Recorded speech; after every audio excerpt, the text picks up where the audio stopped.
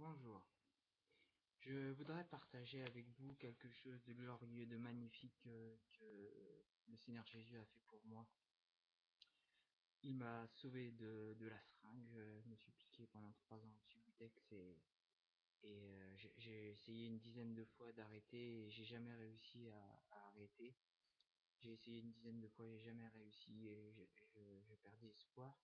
Et je croyais en Dieu parce que j'ai fait du catéchisme quand j'étais petit et Et, euh, et donc je croyais en Dieu, mais je croyais en Dieu sans trop y croire parce que je me suis rendu compte que quand j'ai été touché par son Esprit Saint, je me suis rendu compte que j'y croyais pas tellement. Donc bref, j'ai été touché un soir après avoir pété un plomb, j'ai tout cassé dans ma chambre et tout. J'ai été touché par Dieu en le priant, je l'ai prié, j'ai été touché par lui. Hop, du coup, je me suis dit, mais c'est quoi ce délire, c'est quoi ce truc surnaturel, ce qui se passe? Donc j'ai ouvert la Bible et j'ai commencé à lire la Bible. J'ai marché 2 semaines environ avec Dieu. Après, pendant cette époque-là, je fumais du cannabis, je buvais de l'alcool. Après, je suis retombé dans la drogue parce que, comme c'est écrit dans la Bible, par manque de connaissances, mon peuple périt. Et c'est ce qui m'est arrivé.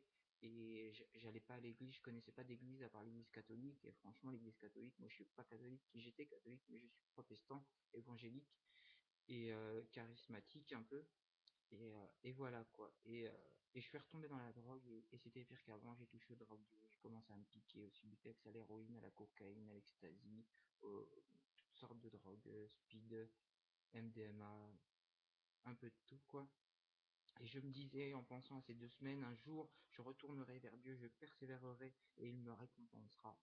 Et, euh, et donc, 9 mois avant la fin des 3 ans, je me suis dit, j'ai commencé à prier matin et soir. J'ai dit au Seigneur, je t'aime, libère-moi de la seringue. Je crois que je lui dis ça, je me rappelle plus trop. Ça fait des années maintenant.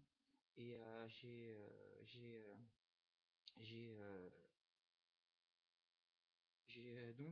j'ai lu la Bible, j'ai prié tout ça. Et à la fin des 9 mois, donc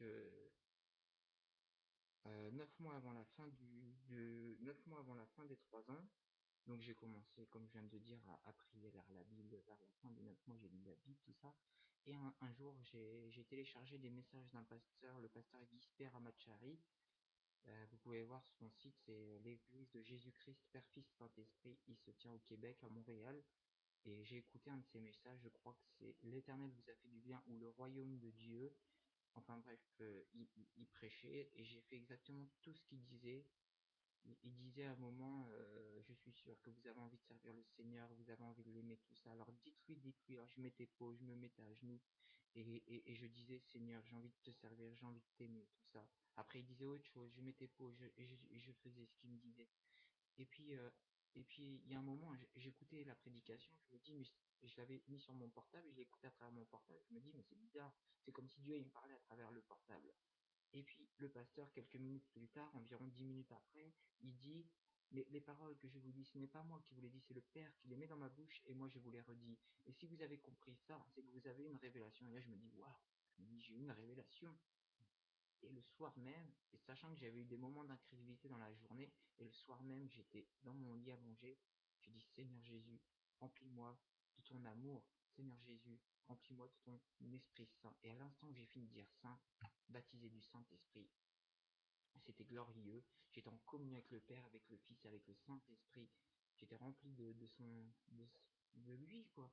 Et j'ai arrêté de me piquer du jour au lendemain. Donc gloire à Jésus, gloire au Père, gloire au Saint-Esprit.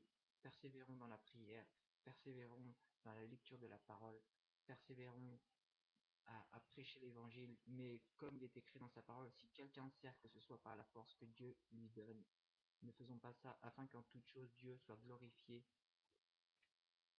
afin qu'en afin afin qu'en toute chose Dieu soit glorifié par Jésus-Christ, à qui appartiennent la gloire et la puissance au siècle des siècles. Amen. Voilà, soyez bénis. Je voulais partager cela avec vous, car c'est glorieux. Et oui, Jésus existe, il vous aime et il peut vous libérer de tout ce qui vous oppresse, de tout ce qui vous tient en esclavage, car Jésus a dit, et si le Fils vous a franchi, alors vous serez réellement libre. Et le Saint-Esprit est appelé le Consolateur.